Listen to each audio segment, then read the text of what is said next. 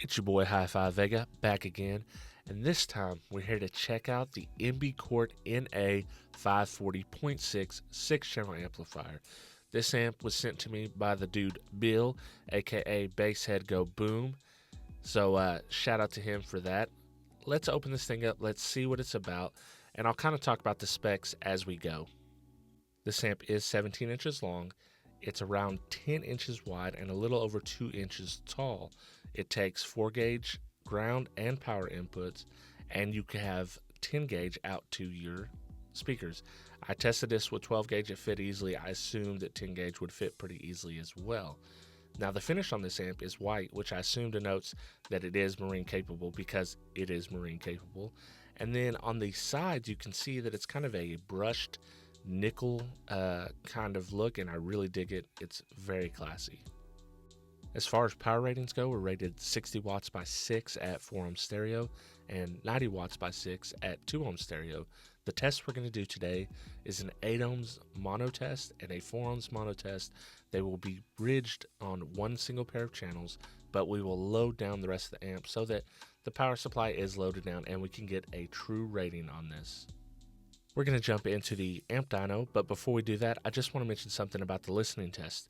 It's something new that I've added into my amp dyno test to kind of mix it up a little bit, but I want to give you guys a sense of the tonality of the amplifier and how it performs at, 30 and 50% volume, which some amps start to break up as you go louder, and some amps even break up in the lower range. So stick around for those tests, see what you think, see what it sounds like, and let me know your comments on that, if you guys are enjoying that or if you're not.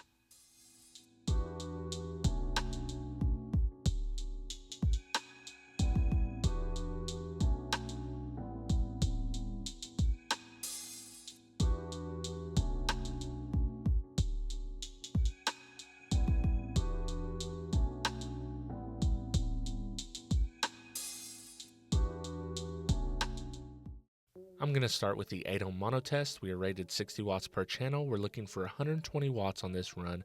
We're using a 1 kilohertz track and all channels are driven.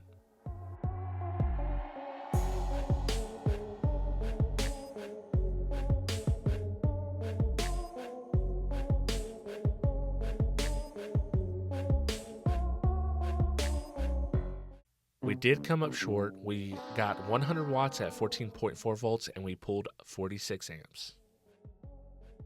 Time for the 4 ohms mono test. We are rated 90 watts per channel. We're looking for 180 watts on this run, same 1 kilohertz track, and all channels are driven.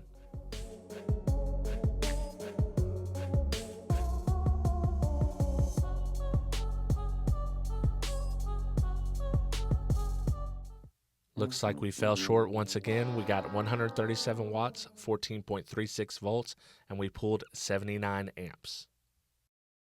If you haven't picked yourself up anything for Christmas yet, you should check out video sponsor PCBWay. They're having a huge Christmas blowout sale. They're offering coupons of up to $200, and they're offering up to 70% off prototyping of PCB boards. So if you need to do anything from building your own custom relay box to just designing your own PCB in general, you should check out PCBWay.com. Links in the description below. Okay, it's time for the listening test. Grab your favorite headphones, grab your favorite speakers, and let's jam out.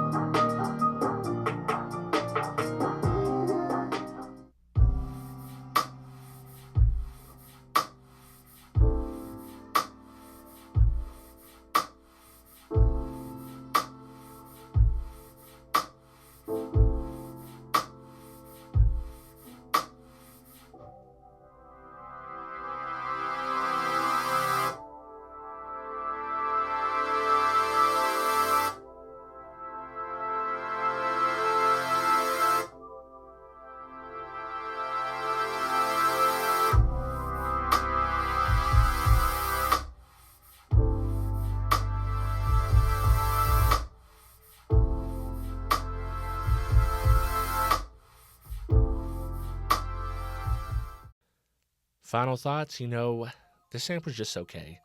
Unfortunately, it didn't make its RMS ratings, and I expect that out of Maxsonics products. It just, it didn't wow in that department. It wasn't terribly overrated, but it was overrated nonetheless. For sound quality, I thought it sounded okay. It wasn't terrible, and it wasn't great. It was kind of middle of the road. So it just didn't wow me. At lower volumes, it sounded pretty good. It was definitely within a reason. You wouldn't have no reason to not like the amp at that lower volume. At higher volumes, I thought it broke up a little bit. Not terrible. This is, a marine grade amp. If you're using it on your boat, you're definitely not going to be able to tell any of that.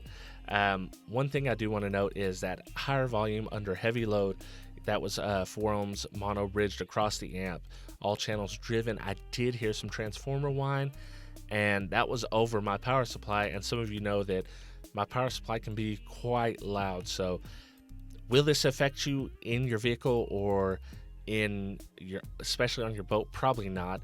You're not going to be able to hear that under heavy load. You're going to have loud music. You're not going to be able to hear that. But I just thought I should let you guys know, since it is something that I did notice. So that's it. That's my wrap up. Do I think you should buy this amp at roughly $190? I'm going to tell you that unless you're using it as a 6-channel amp and you need like a 3-way component set, you're running active and you need 6 channels to run it independently, you need to get that under $200.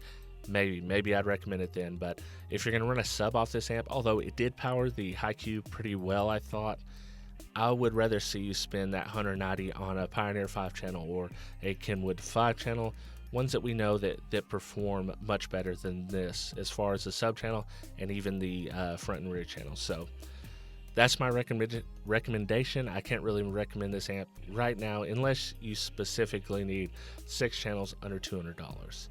So I appreciate each and every one of you who take the time to like, subscribe, and comment, and do all that crazy stuff that us YouTubers always ask you to do. And I'll be back for another dyno test, another how-to video. You know how I do, but yeah, I'll catch y'all on the flip side.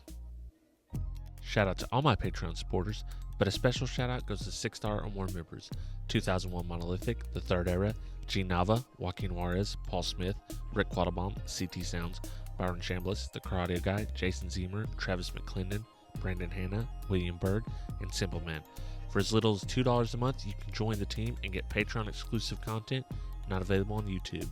If you want to help me with my goal of reaching 1 new patron a month, check me out, patreon.com/HiFiVega.